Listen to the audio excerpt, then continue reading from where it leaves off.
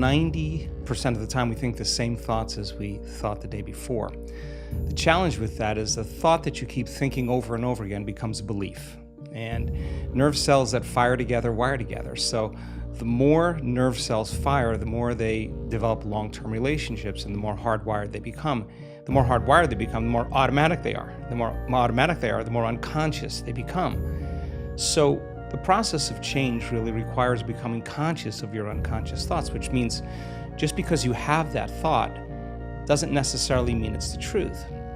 If you have that thought and you accept it, you believe it, you surrender to it without analyzing it, that thought will lead to the same choice, which will lead to the same behavior, which will create the same experience, which then will produce the same emotion. The same emotions then drive our very same thoughts. In time, our biology, our neurocircuitry, our neurochemistry, our hormones, and even our gene expression stays the same because we're the same. So in the process of change, when you come up against that unconscious belief and you make it conscious, most people get uncomfortable when they confront that thought. And they're stopping an automatic process. And the body, which has been conditioned to be the mind because it's doing something over and over again, that's a habit, is craving the experience because it wants the emotion associated with it, right? So the thought of being unworthy produces the feeling of being unworthy. That feeling then, when the person feels unworthy, tends to cause the person to think more unworthy thoughts.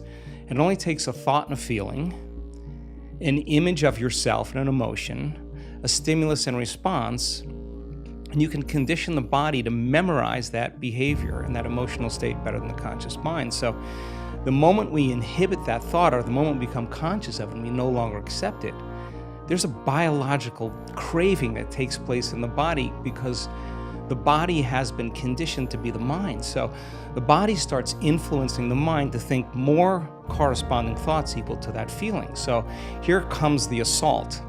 You're not only unworthy, you're everything else that goes along with that feeling.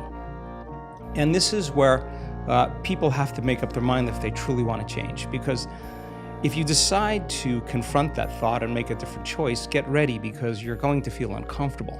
It's going to feel unfamiliar. And there's going to be some uncertainty because you're stepping out of familiar territory.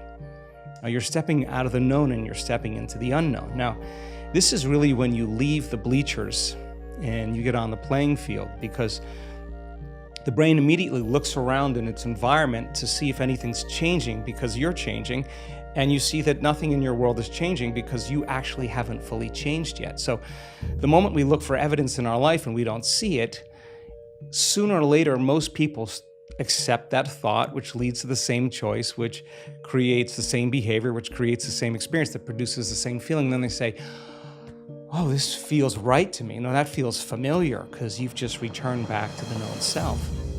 I think that when people truly want to make up their mind to change, and they become so conscious of those unconscious thoughts, they would never go unconscious to them again. That's the moment the body is being reconditioned to a new mind. If you inhibit that choice, that leads to that habit or that behavior. A habit is when you've done something so many times, the body knows how to do it better than the brain. Now you're stopping the body from being on its automation, on autopilot. And if the body's craving the feeling of unworthiness and you're stopping the body from feeling that way, and you're aware in your life how you speak, you're aware in your life how you're feeling, and you're checking in, you're saying, do I really want to feel this way?